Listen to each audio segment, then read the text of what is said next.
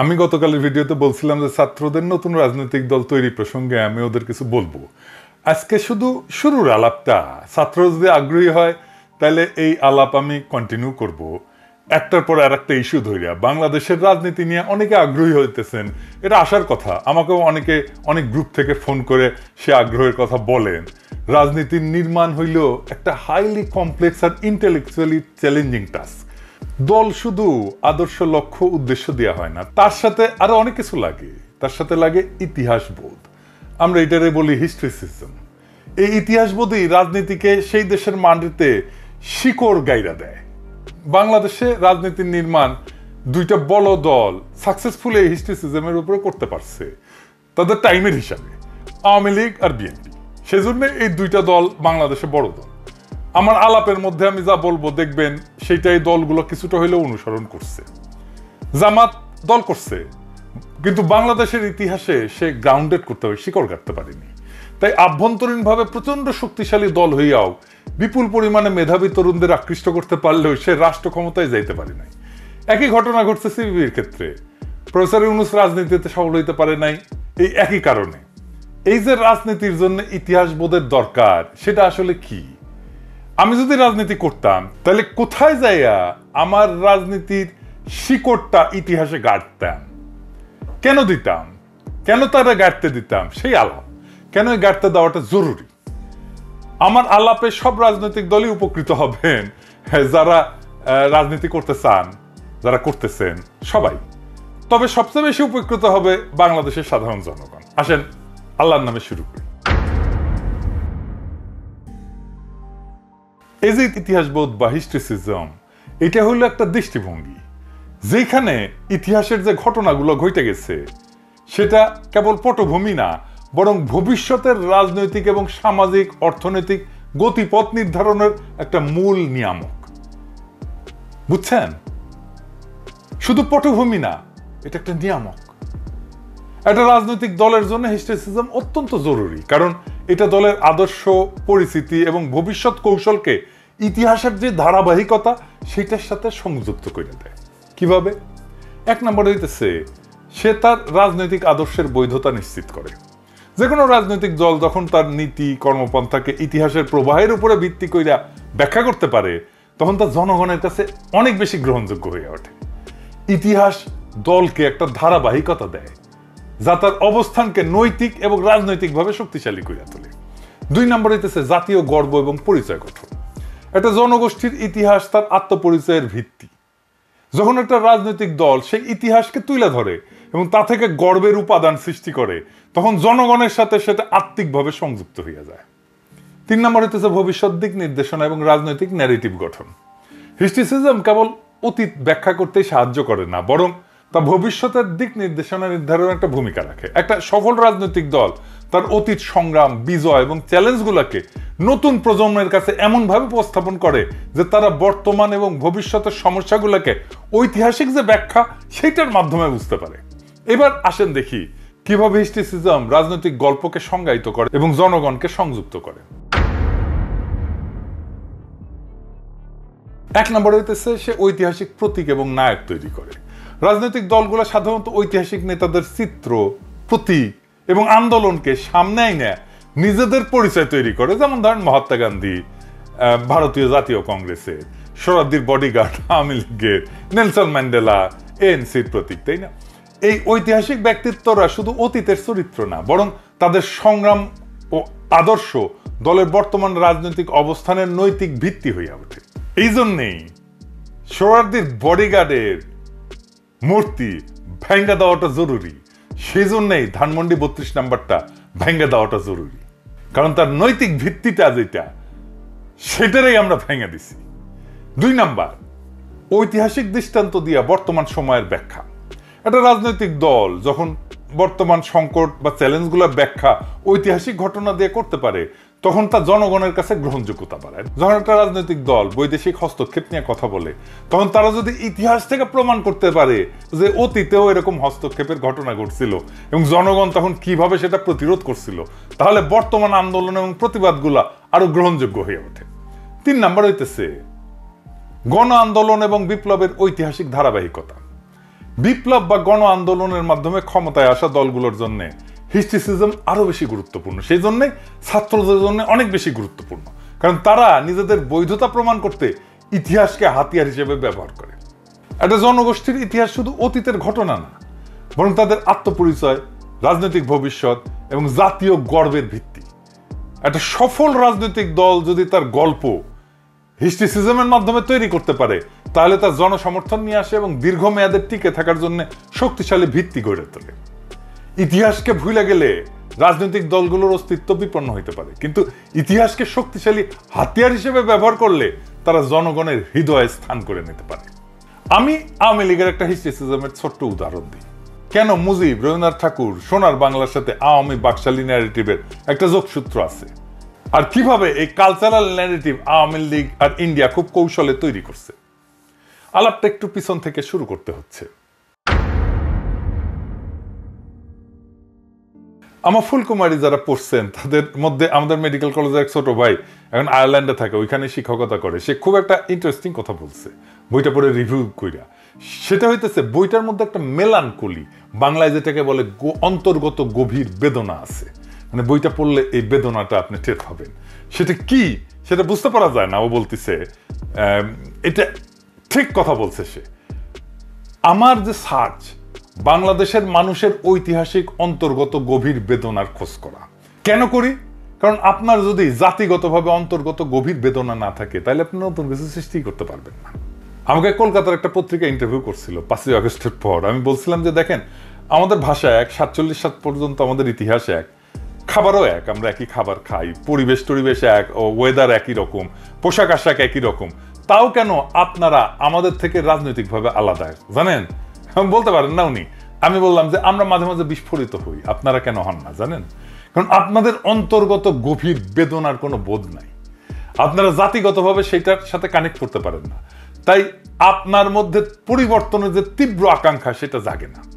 এই গভীর বেদনার বোধটা নিয়ে আরেকটু আলাপ করি, তাহলে বুঝতে সুবিধা হবে। আর এই আলাপটা করলে বুঝতে পারবেন যে কেন আওয়ামী লীগ আর ফিরতে পারবে না। মার্কেটিং এ একটা ধারণা আছে, আপনারা তো জানেন আমি আসলে মার্কেটিং এর লোক আর কি।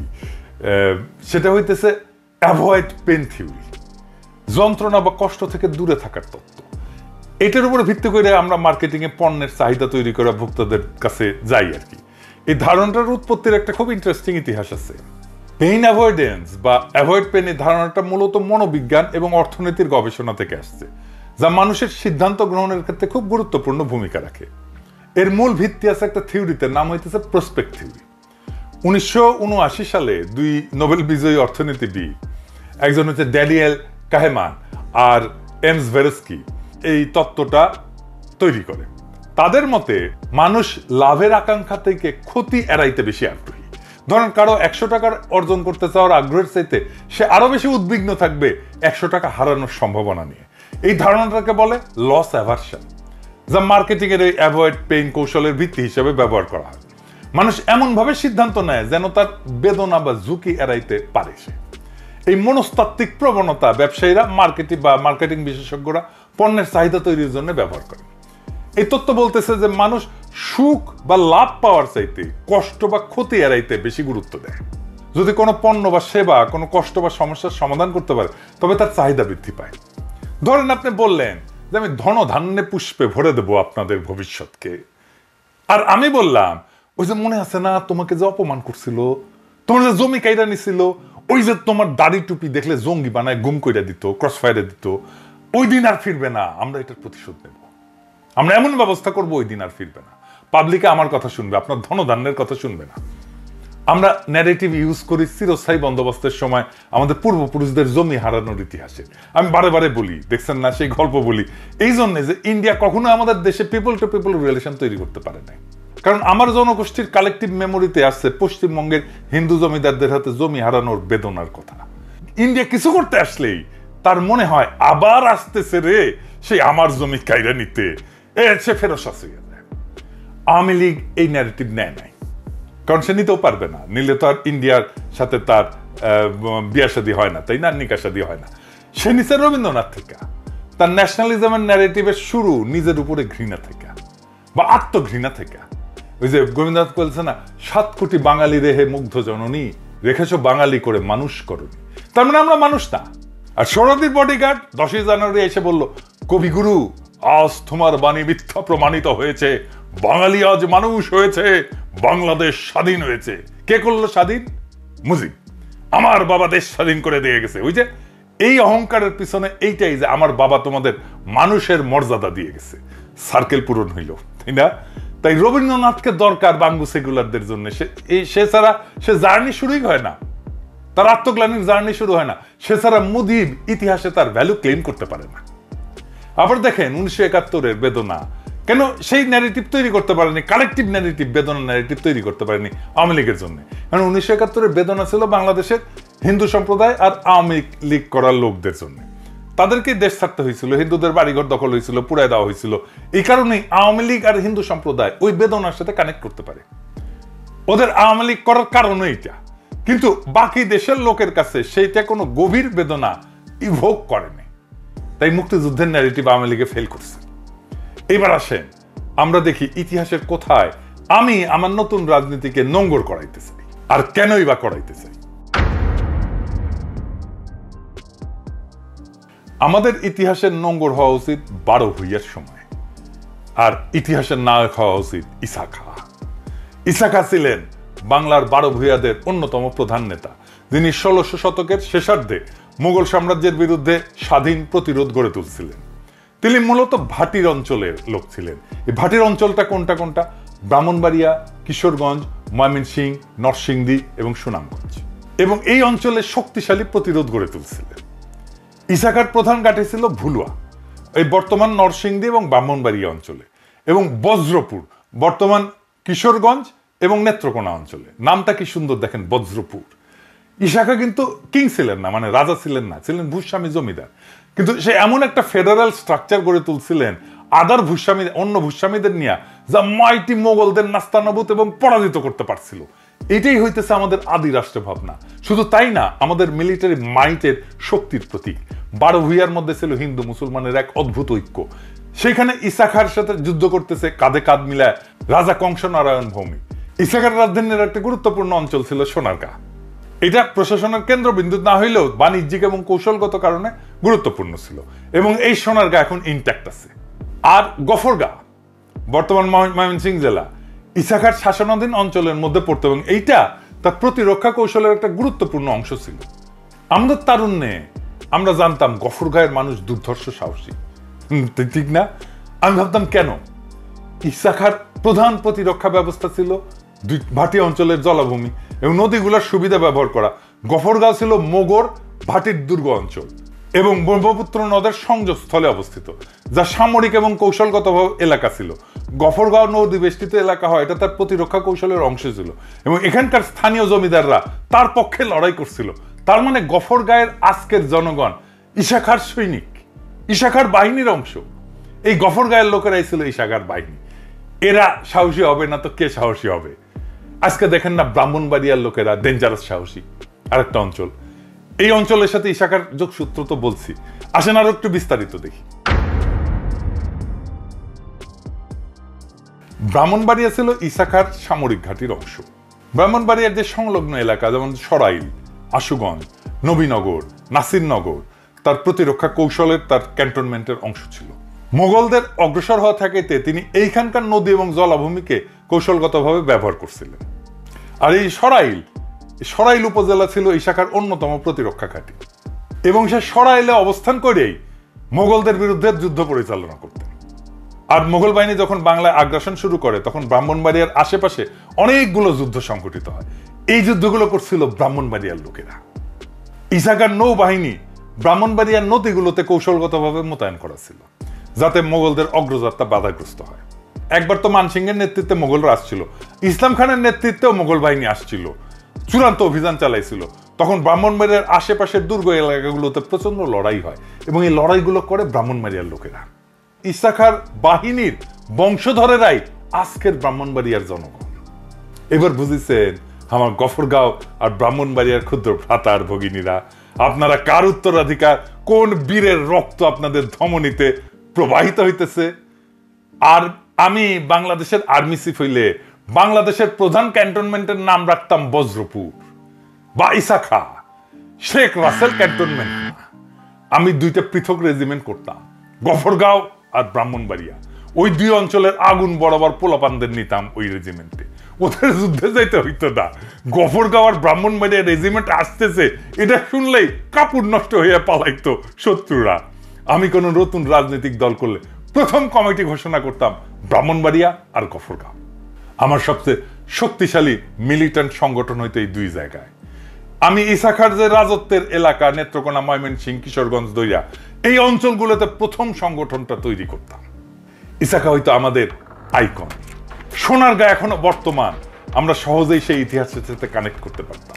আমরা সোনারগাঁওকে মেটিকুলাসলি রেস্টোর করতাম, দেখাইতাম এইটা ছিল তোমার ইতিহাস, এইটা তোমার ঐতিহ্য। মানুষ যাইতো, ধরে দেখতো। সিনেমা, নাটক, কবিতায় আমার এই গৌরব গাথা রচিত করতাম। আমি এইভাবে আমাদের আজকের প্রজন্মকে ইতিহাসের সাথে যুক্ত করে দিতাম। ইতিহাসের সেই শক্তি নিয়ে তারা আগায় যেত। প্রিয় দেশবাসী, আজকের এই আলোচনা ইতিহাসের গভীর থেকে উঠে আসা এক নতুন রাজনৈতিক ভাবনার সূচনা। রাজনীতি শুধু একটা দল গঠন, একটা নীতির সংকলন না, এটা একটা জাতির আত্মপরিচয়ের ভিত্তি। আমাদের রাজনীতির মূল শিকড় ইতিহাসে গাইথা না ফেললে আমরা কেবল সাময়িক উচ্ছ্বাসে ভেসে যাব, কিন্তু স্থায়ী পরিবর্তন আনতে পারবো না। বাংলাদেশের ইতিহাসে 12 ভূঁইয়াদের প্রতিরোধ, ইসাখার বিদ্রোহ এবং ব্রাহ্মণবাড়িয়া গফরগাঁওয়ের সাহসী সংগ্রাম আমাদের শেখায় কিভাবে এক ঝাঁক প্রতিশ্রুতিবদ্ধ নেতা এবং যোদ্ধা সাম্রাজ্যবাদী শক্তিকে পরাজিত করতে পারে। আমাদের পূর্বপুরুষেরা কোনোদিন দাসত্ব মানেনি। তারা প্রত্যেকবার শত্রুর আগ্রাসনের সামনে বুক চিতায় দাঁড়াইছে। গফরগাঁও ব্রাহ্মণবাড়িয়াবাসী গর্ব করেন, মোগলদের হারাই দিচ্ছেন আপনারা। কি বিশাল বীরত্ব আপনাদের। আজকের বাংলাদেশ সেই একই লড়াই চলতেছে, সুবিচারের জন্য, স্বাধীনতার প্রকৃত অর্থ পুনরুদ্ধারের জন্য, রাষ্ট্রের আত্মমর্যাদা রক্ষার জন্য। নতুন রাজনীতি যদি সত্যি জনগণের শক্তি হয়ে উঠতে চায়, তবে তা শুধু স্লোগান বা দলীয় কাঠামো না, বরং ঐতিহাসিক উত্তরাধিকারের উপরে দাঁড়ায় থাকতে হবে। ইতিহাসকে ভুলে গেলে সেই রাজনীতি টেকসই হবে না, জনসমর্থনও ধরে রাখতে পারবে না। আমি জানি আমাদের সামনে চ্যালেঞ্জ অনেক, কিন্তু আমি এটাও জানি যদি আমাদের আত্মপরিচয় স্পষ্ট থাকে, যদি আমরা আমাদের অতীতের বীরত্ব থেকে শক্তি নিই, তাহলে আমরা ভবিষ্যতের জন্য একটা শক্তিশালী রাজনৈতিক কাঠামো গড়ে তুলতে পারবো। এই আলাপ এখানেই শেষ না, আমি আলোচনা চালায় যাব। যদি আপনারা আগ্রহ দেখান, যদি আপনারা বিশ্বাস করেন যে রাজনীতি শুধু ক্ষমতার খেলা না, বরং একটা জাতির ভাগ্য গঠনের হাতিয়ার। ইতিহাস আমাদের শিখাইছে কিভাবে লড়াই করতে হয়, কিভাবে টিকে থাকতে হয়, আর কিভাবে বিজয় নিশ্চিত করতে হয়। আর সেই ইতিহাসই হবে আমাদের পথ প্রদর্শক। বাংলাদেশের ভবিষ্যৎ গড়ার লড়াই শুরু হোক ইতিহাসের শক্তি নিয়ে। আমরা রাজনীতি করব নতুনভাবে, কিন্তু শিকড় রেখে দেব আমাদের মাটির গভীরে। শুভ হোক নতুন যুগের সূচনা, শুভ হোক নতুন রাজনীতির সূচনা। ইনকিলাব জিন্দাবাদ। সরকারকে দায়বোধ জাগিয়ে তোলার চেষ্টা করতে হবে। নজরুল ইসলাম। বিএনপির স্থায়ী কমিটির সদস্য নজরুল ইসলাম বলেছেন, গত 15 বছর ধরে আমরা অব্যাহতভাবে লড়াই করে যাচ্ছি। অসংখ্য মানুষ গুম খুন হয়েছে। তাদের রক্তের ওপর দাঁড়িয়ে যে সরকার প্রতিষ্ঠিত হয়েছে, তাদের দায়বোধ জাগিয়ে তোলার জন্য আমাদের চেষ্টা করতে হবে। সোমবার রাজধানীর জাতীয় প্রেস ক্লাবে শ্রমিক কর্মচারী ঐক্য পরিষদ কর্তৃক আয়োজিত এক কনভেনশনে প্রধান অতিথির বক্তব্যে তিনি এসব কথা বলেন। নজরুল ইসলাম খান বলেন, শ্রমিক আন্দোলনের দাবি এবং লড়াই কখনো শেষ হবে না। আজকে যে সমস্যাগুলো তৈরি হয়েছে সেগুলো যদি সমাধান করা হয়, তাহলে 1-2 বছর পর আবার নতুন সমস্যা তৈরি হবে। বিবর্তন ও পরিবর্তনের মাধ্যমে নতুন চাহিদা কিংবা দাবি আসবেই। তবে যেসব সমাধানের জন্য আমাদের সবসময় চেষ্টা করে যেতে হবে, তার জন্য প্রয়োজনে ঐক্যবদ্ধ প্রয়াস। তিনি বলেন, আজকের যে দাবিগুলো তুলে ধরা হয়েছে সেসব অত্যন্ত যুক্তিসঙ্গত, কিন্তু সব যুক্তিসঙ্গত দাবি অর্জন হয় না। আমি যদি ন্যায়ভাবে 10 টাকার অধিকারী হই, তাহলে যিনি টাকাটা দেবেন তার পকেটে টাকাটা কমে যায়।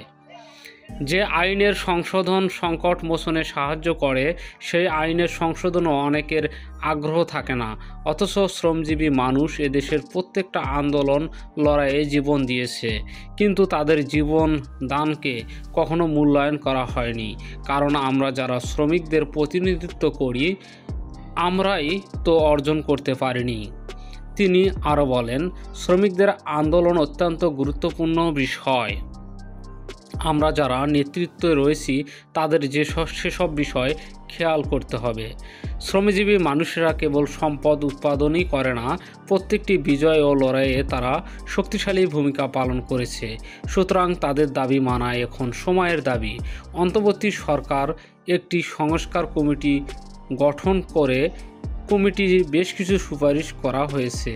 সুপারিশ কতটুকু বাস্তবায়িত হবে আমার জানা নেই, কিন্তু আমাদের চাপ সবসময় অব্যাহত রাখতে হবে। সম্মানিত প্রিয় দর্শক, ভিডিওটি সম্পর্কে আপনাদের মহামূল্যবান মতামত কমেন্ট করে জানিয়ে দিন। সবাই সুস্থ থাকুন, ভালো থাকুন। আসসালামু আলাইকুম।